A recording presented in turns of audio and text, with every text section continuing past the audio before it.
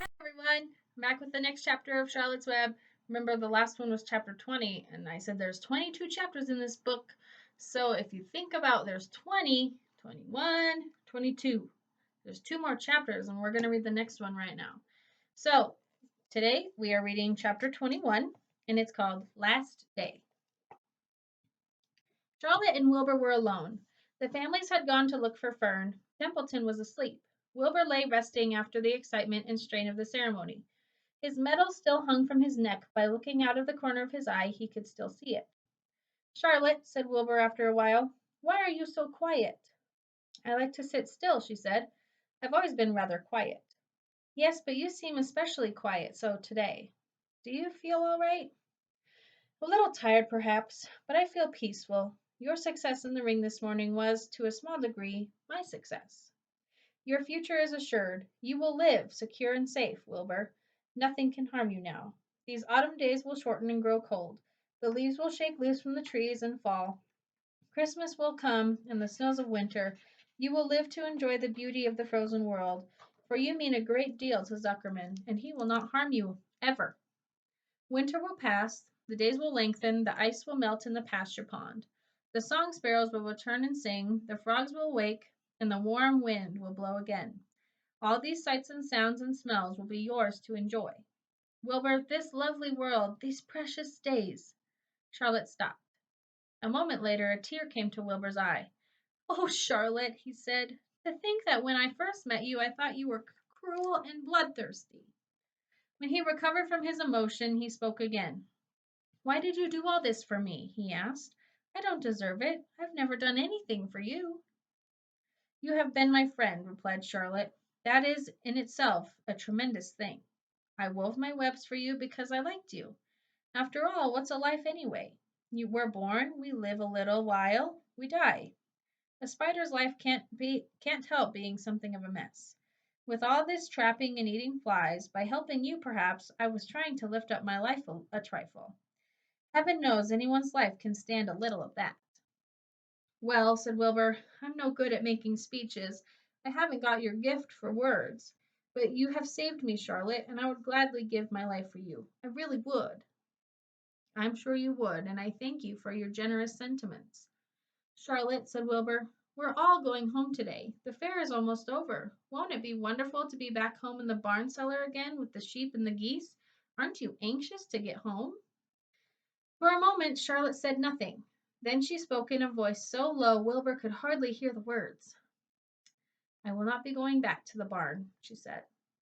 Wilbur leapt to his feet. Not going back? He cried. Charlotte, what are you talking about? I'm done for, she replied. In a day or two, I'll be dead. I haven't even strength enough to climb down into the crate. I doubt if I have enough silk in my spinnerets to lower me to the ground. Hearing this, Wilbur threw himself down in an agony of pain and sorrow. Great sobs racked his body. He heaved and grunted with desolation. Charlotte, he moaned, Charlotte, my true friend. Come now, let's not make a scene, said the spider. Be quiet, Wilbur. Stop thrashing about. But I can't stand it, shouted Wilbur. I won't leave you here alone to die. If you're going to stay here, I shall too stay.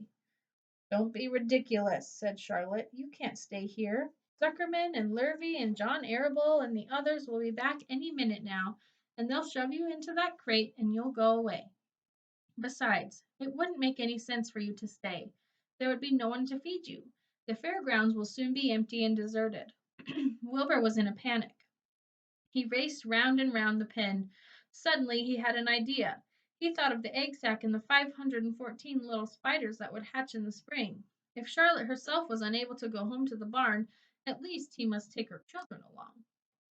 Wilbur rushed to the front of his pen. He put his front feet up on the top board and gazed around.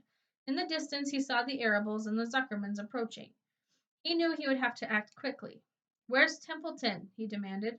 He's in that corner under the straw, asleep, said Charlotte. Wilbur rushed over, pushed his strong snout under the rat, and tossed him into the air. Templeton! Screamed Wilbur. Pay attention! The rat, surprised out of a sound sleep, looked first dazed, then disgusted. What kind of monkey shine is this? He growled. Can't a rat catch a wink of sleep without being rudely popped into the air? Listen to me, cried Wilbur. Charlotte is very ill. She only has a short time to live. She cannot accompany us home because of her condition. Therefore, it is absolutely necessary that I take the egg sack with me. I can't reach it and I can't climb. You're the only one that can get it. There's not a second to be lost. The people are coming. They'll be here in no time. Please, please, please, Templeton, climb up and get the egg sack. The rat yawned. He straightened his whiskers, then he looked up at the egg sack. So, he said in disgust, so it's old Templeton to the rescue again, is it? Templeton, do this. Templeton, do that. Templeton, please run down to the dump and get me a magazine clipping. Templeton, please lend me a piece of string so I can spin a web. Oh, hurry, said Wilbur. Hurry up, Templeton. But the rat was in no hurry. He began imitating Wilbur's voice. So it's hurry up, Templeton, is it? He said.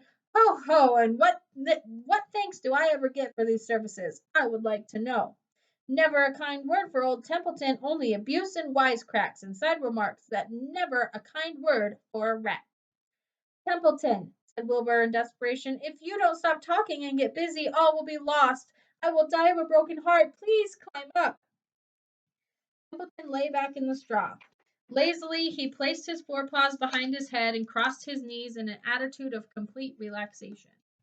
Die of a broken heart, he mimicked. How touching. My. I notice that it's always me and you. Always me you come to when in trouble.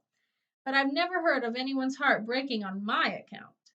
Oh, no, who cares anything about old Templeton? Get up, screamed Wilbur. Stop acting like a spoiled child.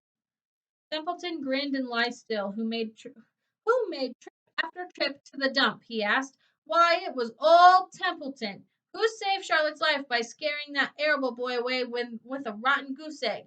Bless my soul, I believe it was old Templeton. Who bit your tail and got you back on your feet this morning after you fainted in front of the crowd? Old Templeton. Has it ever occurred to you that I'm sick of running errands and doing favors? What do you think I am, anyway, a rat of all works? Wilbur was desperate. The people were coming, and the rat was failing him. Suddenly he remembered Templeton's fondness for food. Templeton, he said, I will make you a solemn promise. Get Charlotte's egg sack for me, and from now on I will let you eat first when Lurvy slops me. I will let you have your choice of everything in the trough, and I won't touch a thing until you're through. The rat sat up. You mean that? He said. I promise. I cross my heart. All right, it's a deal, said the rat. He walked to the wall and started to climb. His stomach was still swollen from last night's gorge. Groaning and complaining, he pulled himself slowly to the ceiling. He crept along until he reached the egg sack. Charlotte moved aside for him enough for him.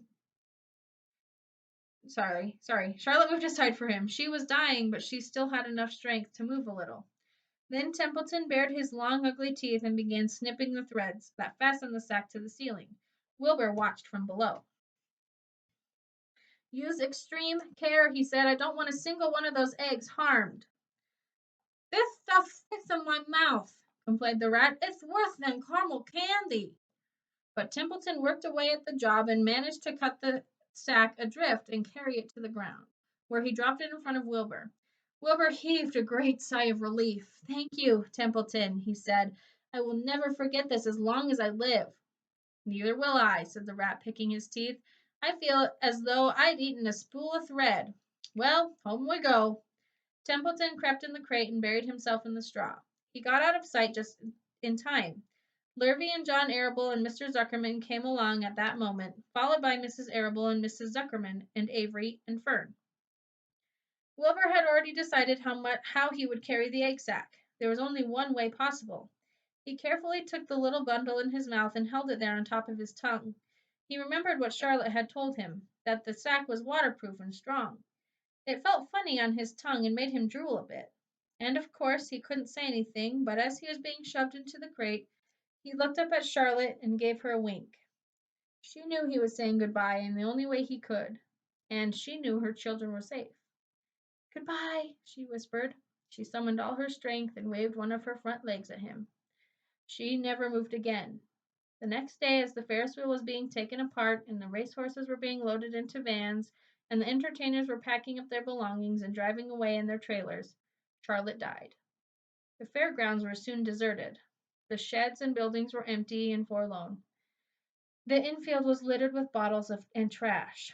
Nobody of the hundreds of people that had visited the fair knew that the gray spider had played the most important part of all. No one was with her when she died. That's the end of chapter 21. Man, that is the saddest chapter. I always get so sad at the end of that because Charlotte was a really good friend to Wilbur. Think of a really, really good friend that you have, either in our class or in your life, maybe like your siblings are your really good friends, that they help you out all the time. It's not, it is sad, but it's not necessarily something that we have to really worry about, right? Because this is a nonfiction, it's a fiction story, it's not real.